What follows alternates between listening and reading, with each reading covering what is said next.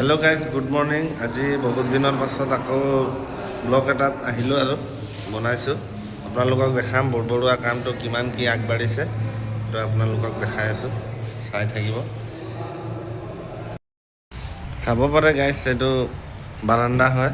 বাৰাণ্ডা ইমানখিনি কাম হৈ গৈছে।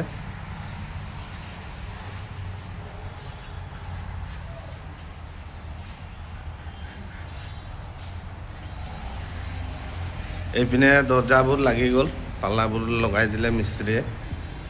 এইখিনি কাম হৈ গ'ল। বহুত দিন সময় পোৱা নাছিলোঁ, ব্লগ বনোৱাই নাছিলোঁ। আজি আকৌ বনাব লৈছোঁ আৰু চব।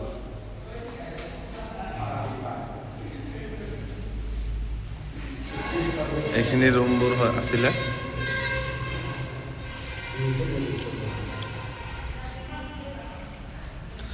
আজি আকৌ এইটো বাথৰুমটো লগাম আমি। এইটো গধূলিলৈকে কিমান কি হ'ব আপোনালোকক দেখাম।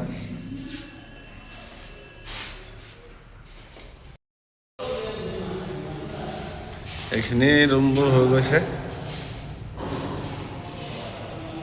ইয়াতো এটা বাথৰুম এটা আছে, সেইটো লগাব আছে বাথৰুমটো। বাথৰুমকেইটা কমপ্লিট হৈ গ'লে আপোনালোকক দেখাম।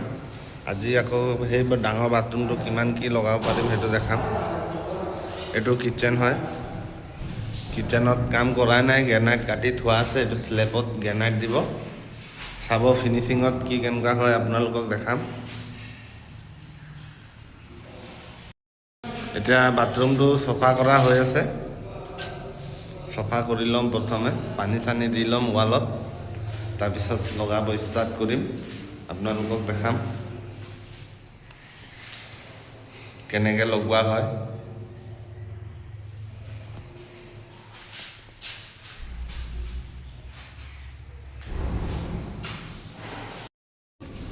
বাথৰুমৰ ৱালটো তিওৱা হৈ গ'ল, পানী দি মেলি তিয়াই দিলোঁ।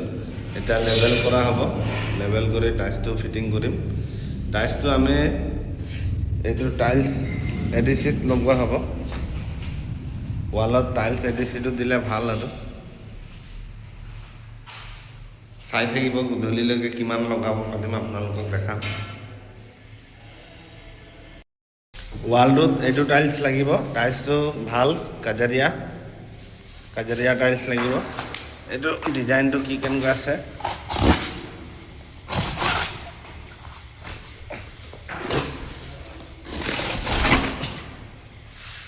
এইটো চব, এইটো টাইলছ লাগিব ৱালত।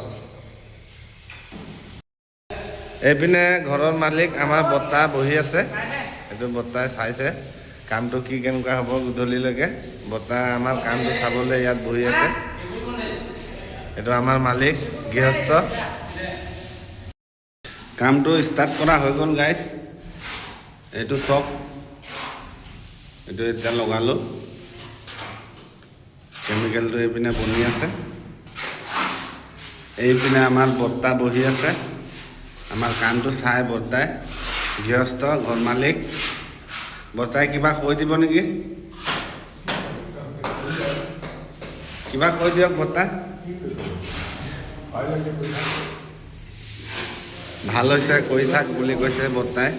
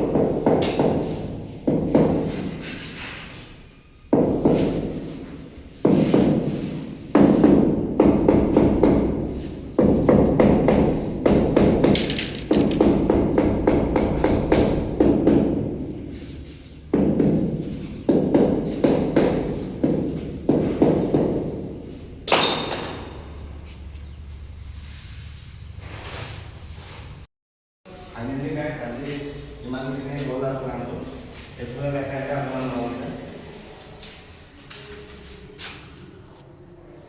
আৰু বাকীটো কাইলৈ দেখাম আজি ইমানটোৱে পাৰিলোঁ আৰু লগাবৰ কাৰণে